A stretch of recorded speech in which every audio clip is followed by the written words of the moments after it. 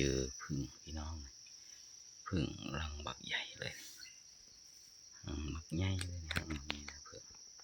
พึ่งกวงตะเวนไปละครับอันตรายกวงตะเวนแต่ตะเวนมันขึ้นอยู่ทางนี้ตะเวนมันขึ้นทางนี้นี่นี่โบราณว่าพึ่งกวงตะเวนตะเวนตะเวน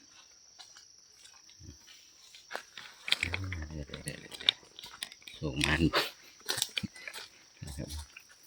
เอาเพิ่งทีมงานชี้ให้ดูเมื่อกี้ไปแล้วทีมงานไปสนใจทีมงานจะตามหมูลูกเดียวนะเพิ่งเลยนะทีมงานนำหอยหมูจะไปดักหมูนี่มันต้องไปหาน้ำว่าหมูมันขาดน้ำอะไรนายผ่านก็ว่าทีมงานไปใส่ละนำทีมงานมาทำเลย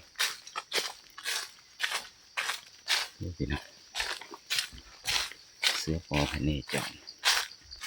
เสื้อปอผ้าขาวปลาเลยชมธรรมชาตินะธรรมชาติมีต้นหมวยเลยต้นนี้ก็เสียมาทลายโลกเลยปลาหมวยนะมึงชมแถวนี้เห็นแต่ใบหมวยลงหมวยแดงหมวยขาวก็ว่าไปฟังเสียงนกเสียงกาไปเพื่อความสบายใจ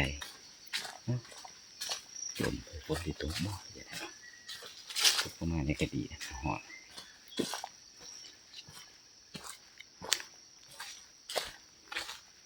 เมษาเลยมีต้นเมษาเด่น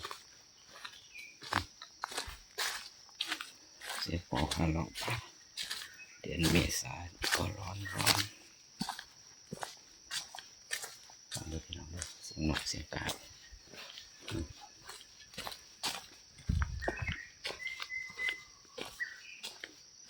เห็ดแห้งเลยนะเห็ดแห้งตัวย่างเลี้ยวในจังหน่อยด้วยว่านำทีมงานไปเจ้าไปก่อนมาทำเลยเจ้ามันจะลงปลาแล้วมันจะเยอะ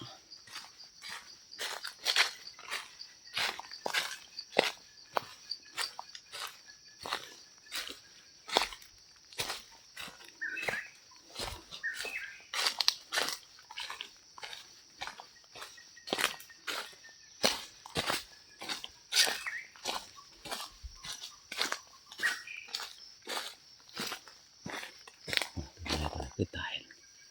ต้นยังต้นม่วงต้นชะม่วงตายกันไปนี่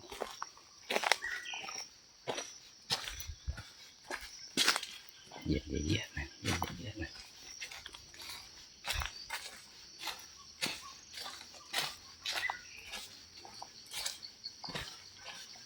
อะไรก็ป่า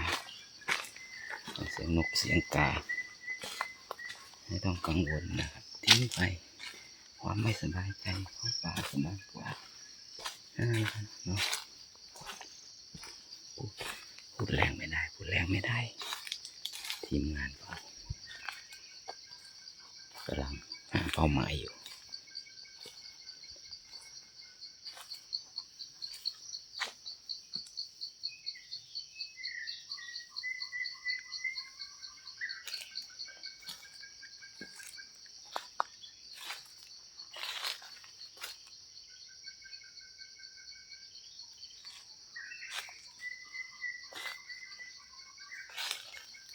ดูเครือต้นไม้มีเสน่ห์ของธรรมชาติดูนะครับดูสวย